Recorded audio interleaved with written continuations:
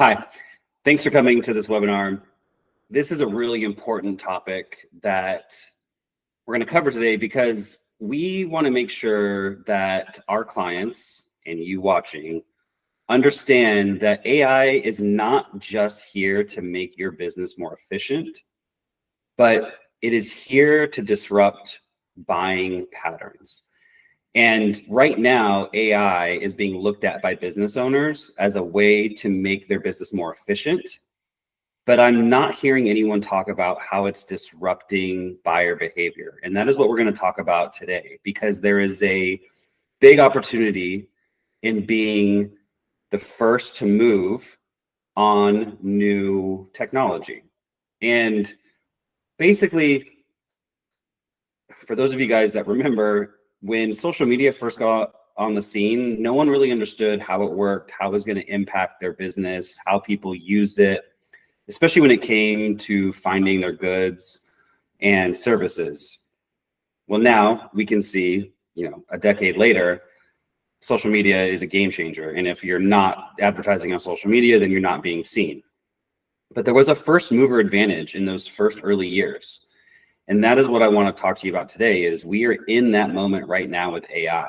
And if your company is not going to be, or is not thinking about how AI is impacting how people find you, then you're going to miss the boat, just like a lot of companies did in the early days of social media. And so I'd love for you, after you watch this webinar, for you to walk away with some tools to help you gain that first mover advantage, because it's going to change how you talk about yourself, how you talk about your products and your services, and where you engage with customers. So let's dive in. I have a short deck, and I'm going to go through actually one ChatGPT example to show you what I mean by this with an industry that we work with one of our clients. So real quick, stats around AI usage and adoption. 83% of companies claim that AI is the top priority, but again, it's only looked at from an efficiency standpoint. A lot of companies are not looking at how AI is going to change buyer behavior. And it's already changing buyer behavior right now. 71.5% now use tools like AI tools like ChatGPT, Perplexity, Claude. That's of all adults. Only 14% use them daily. And only, I think, is maybe the wrong word to use there, but that meaning in the last couple of years, it went from 0 to 14%. And most of those people are under the age of 30. People in that demographic are using ChatGPT and AIs of all kinds to run their life as an operating system. So it's their chef, it's their personal trainer, it's their attorney, it's their doctor. It's all of these professional services, it's their therapist, and they are basically getting all these questions answered through ChatGPT for free. But that doesn't mean that these professionals are not needed. The same goes for industries, banking, construction, finance, marketing. People are able to DIY so much of what was not DIYable even just a year ago, because it was gated behind professionals, which, that's how the world was. You needed to pay a professional to get their advice and expertise on something. Now all that information lives in AI through the internet. But that doesn't mean that those people and those industries are not valuable anymore. You just have to think about where people are entering the buyer journey. I'm not going to go over these very in depth, but basically, that last point is interesting. The generational divide in AI tool adoption is smaller than expected, meaning, kind of to that second bullet, a ton of adults, 71.5%, are actually using AI, but only 14% are using it daily, and that's the younger generation. So what's happening? Again, this is just a quick summary. They're changing how people are basically buying goods and services. Like I mentioned, in all those industries, we as a user can use ChatGPT to give us that preliminary data to DIY as much of something as we can. And I don't blame people. I don't know about you, but if I don't have to talk to somebody for as long as possible when I'm trying to figure something out, I prefer that. And a lot of people are in the same boat. That's why YouTube is the second most popular search engine, because people go on there to find how-to videos to fix things or to learn about how to do something like day trading or buying real estate or getting a divorce or whatever it is. People want to learn on their own first before they go reach out and make that commitment to talk to someone and pay them money and give up their time.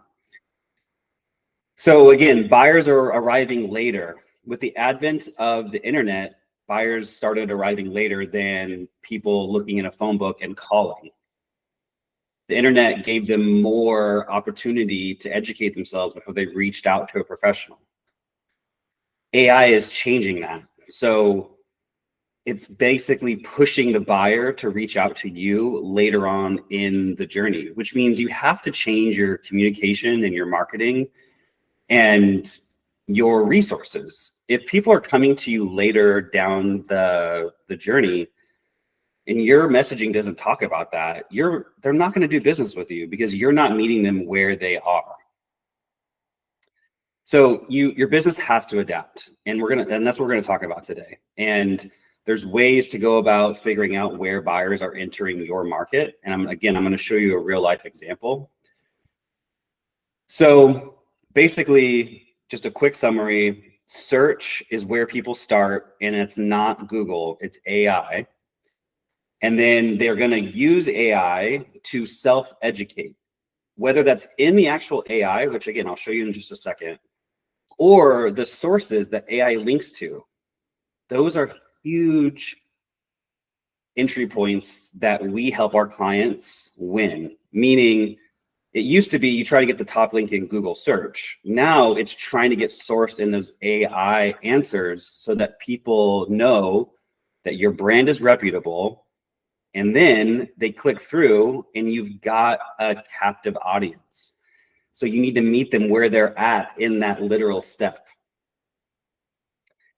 And then they decide. They basically make the decisions on what they can handle and what they need help with. So again, in my example I'm going to show you, we're going to go through a 504 loan process.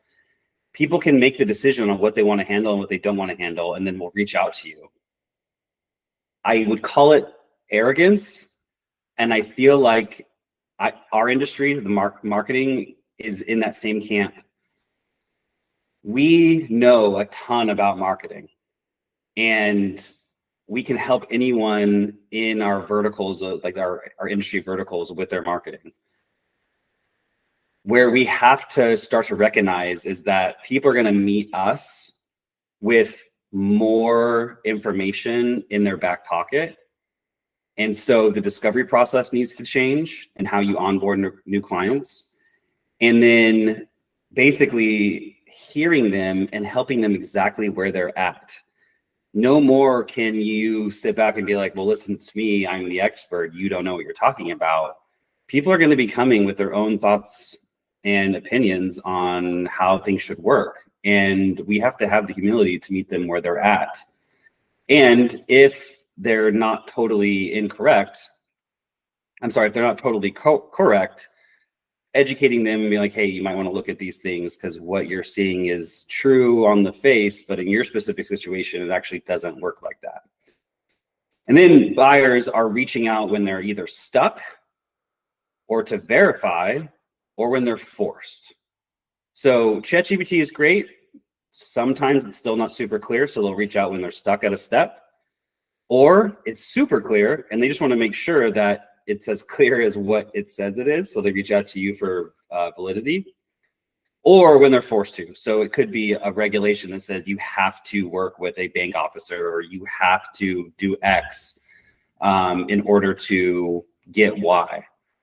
So that is when most buyers, especially the next couple of years, are going to start reaching out to you. It's not when they are shopping or when they're deciding, which is how it's working right now. You are getting in front of the client or customer and you're trying to influence their decision. Buying journeys are going to start after they've already made the decision. They just need your help to get them to where they're going, because most people are going to be DIYing it because they can, because AI empowers them to do so. So here's just a couple of industry examples. Finance, AI explains loan types, you clarify exceptions and eligibility. If you're in construction, AI estimates timelines, you validate permits, codes, site feasibility. Legal, AI outlines contracts, you assess risk, tailor for real use. Marketing, AI drafts copy, you bring the strategy, brand voice, and execution as a professional. So let's first, I want to show you guys a ChatGPT prompt that I worked on before this. So here is, so basically, here's a very short prompt. For those of you guys that are into prompt engineering, this is not a good prompt. And I did this specifically because most people are not educating themselves on prompt engineering or how to actually talk to these models well. Notice I'm using O3, so it's the advanced one. So I didn't want to give it a ton of leeway because I didn't want anyone watching this being like, well, you're kind of leading it. I just said, I need a 504 loan for my business. What is the process to get a 504 loan in California? And this is coming from a conversation that I had earlier this week with a client. Look at what it gives you. It tells you exactly the steps. And I'm not going to go through this like in super detail, but it goes through and it gives links where necessary. And so it gives you step-by-step kind of, and you'll see, I actually asked it another prompt. And it gave, so look at this, it gives CDCs to reach out to right here. Only one of them has a link next to it. Opportunity lost. Gives timelines, gives tips, next steps. It's interesting because it'll say, it gives you next steps. And then it has sources right here. But I asked it, I said, can you give me a step-by-step guide to do this myself? And here it is. There's more links, which is good, but they're all SBA, which is fine because it's a government loan.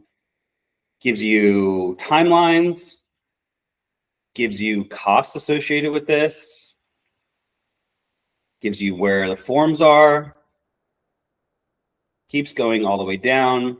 And basically, this is exactly what I'm talking about. Someone who needs this type of loan will go through these steps and be like, okay, I can do this, I can do this, I can do this.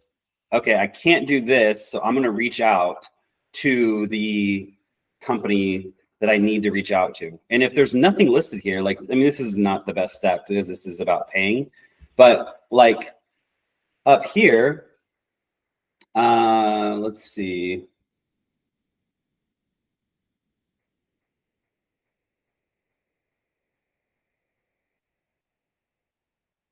Interesting. These third-party reports, there should be companies listed here that can provide these reports. And again, AI is super new, and every industry is adopting it at different rates, but your company should be here if you can provide these reports. Anyways, there's tips, and then look at this. It says need a template packet. Most California CDCs will email a zip folder. Good luck. If you get stuck, finding a CDC contact and tracking is the best next step. There should be companies listed here as far as like who to reach out to when you're stuck on that step.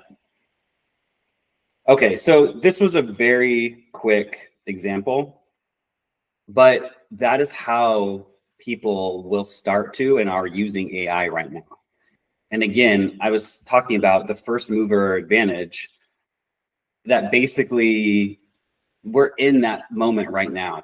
And companies are not thinking about the buyer journey and where they should start talking to their customers. So here's a recap of what we just talked about. So the borrower uses AI to navigate the loan process.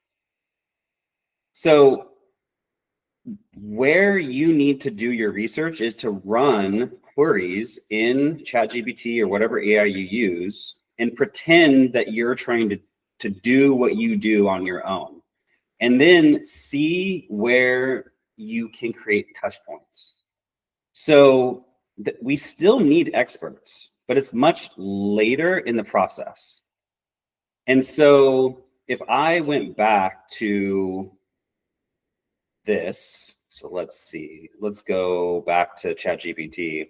If I was a 504 lender, I would go back through this process and be like, okay, on our website, we need to talk about, let's see, potentially this step right here. So you would create content on your website around this and then flag it for AI, which I talk about in another video, so that it picks up you as a company and lists you here. The other thing is, let's see, let's find another step. You could, right now this links back to SBA. If you're a CDC, you could have the whole SBA package on your website and you could be linked here rather than the SBA. It's the same thing for reporting, and I talked about that earlier. There is a huge opportunity for businesses to meet customers where they're at using AI. And part of the work that we do with clients is, one, getting them sourced and linked in AI search results, but it's also working with them to come up with a content strategy so that they're getting linked at the right moments for the right queries. And it's not about keywords anymore. It's all about question clusters. People are, just like I did, very simple questions into AI. That's how they're finding these services. So let me keep going on. Got too many screens going. So let me share this deck again. So this is where AI falls short. And this is still where we as professionals add value. We add context and nuance. AI lacks situational understanding. Again, some business owners may not realize they don't qualify for a 504 loan, or for marketing, what works in one industry may not work for another. Accountability, AI is obviously not accountable. They're not responsible for anything that they tell you. And so it can be a little blasé with its recommendations. Obviously can't grasp human concerns. And then edge cases, AI struggles with unusual situations, which is where a lot of value can be made for companies of all kinds. If you are talking on your website about these edge cases, you are going to get the right people coming through your doorway and wanting to do business with you. So be helpful, not obstructive. Do not, our marketing agency could be like, we don't want to talk to you if you're using AI, like you're not a good fit. We actually, we're working on spinning up a part of our agency where like we have a team of developers. So there's so many people out there that are using AI to work up MVPs of apps and websites that they need an actual real developers, not just AI, to make it scalable. Because a lot of what AI is producing right now is not scalable. It breaks when there's too many users. So we are creating content right now around being that resource for those DIYers. Be helpful, not obstructive. Meet people where they're at. Don't force early engagement. Before the internet, like I said, people would call you when they were just kicking the tires. Internet came along, gave them more information, still kicking the tires, but they're a little bit more educated. Now with AI, they're really not kicking the tires anymore. They know exactly where they need to go, and they may just need your help to get to that endpoint. They're not shopping around. They're ready to go. They just need you to help them get to the next step. And then design around when, not where. So meaning going back and doing those queries in AI to figure out, where do you fit in that buyer journey? Chances are it's different than where you fit in now. Again, I can't tell you enough. This is just like social media. and when it really came on the scene as a tool for businesses to market themselves. The businesses that realized it early on had first mover advantage. The same thing is happening right now. If you can wrap your mind around how people are going to use AI and are using AI right now, it's just going to get more and more as the years go on, how they're going to do business with you, that is going to be gold. The last thing is just the role of trust. So AI is all about trust. It needs to be able to trust where your content comes from, and then people need to be able to trust you, obviously. So just make sure that you're following this pyramid that we've built. So you need to make sure that you are the trusted final authority. So basically making sure that you are validating what AI is saying. So when you are going through and looking at those steps, if you don't have content speaking to those pieces, you need to be that authority on those pieces, or write something different. You'd be like, AI said this, here's actually how this works. That can change AI's whole process. AI is not set in stone. It is based off of all of us giving it the answers. So if you're like, you know what, that step is not correct, start writing content so that we can change the AI models. Again, strategic presence, be where it counts, and that doesn't mean everywhere. And then you need to empower buyers. So confirm self-educated decisions. It's okay to admit that AI is right and that it does a lot of our work. That's okay. Think about it. If you were going to sit down with me right now to talk about your marketing plan, and you did all your research through AI, and you came to me and you're like, Josh, here's what we think. We just need help executing it. And I was like, oh, you guys are way out of your depth. This is not, here's what you really need to do. I come across as an ass, basically. I would gain more trust with you if I was like, wow, this is really good. Yeah, here's a couple tweaks I would make. You guys did a great job researching this. Here's where we can fit into this plan and add even more value and give you the results that you're looking for. That kind of conversation turns into business. You denying how good AI is doesn't, because everybody knows how good AI is, and they're just going to go to another company that will validate their experience and then become their partner to take it to the end stage. So, practical first steps. This is what you can take home right now and do for your company. Map your buyer's path. So document current customer journey on AI, just like I did. Put in questions to see what it gives back the user related to your product or your services. Find hesitation points. So basically, going back to that example for ChatGPT, where would people become the most hesitant? Is it asking, like in the 504 example, is it asking for third-party verifications? There was a whole list of paperwork that was needed, and it was expensive. There's thousands of dollars. Is that a hesitation point? You need to put yourself in your buyer's shoes and use AI as them to figure out how you need to change your content and how you're speaking to these individuals so that you are very helpful for them. And then build flexible services. Yes, we as 329 have ground up, from the ground all the way to the end build web development services, from nothing to a full built, ready to deploy app or website. But we also have another service where if you give us an MVP, we will take that and scale that into a really cool product. It's a totally different service. So it's more agile, it's more flexible. You have to become a little bit more flexible in what you're trying to provide your end user. Here are my final thoughts. Adaptation is huge.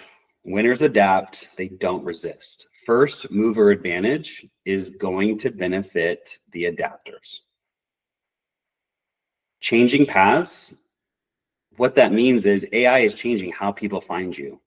If you can figure out where people are starting on that path and putting yourself at the end of it, that is going to be huge for your business so that you thrive as AI continues to take over more of the research that people do and to take over some of our expertise as professionals and gives it to the DIYers.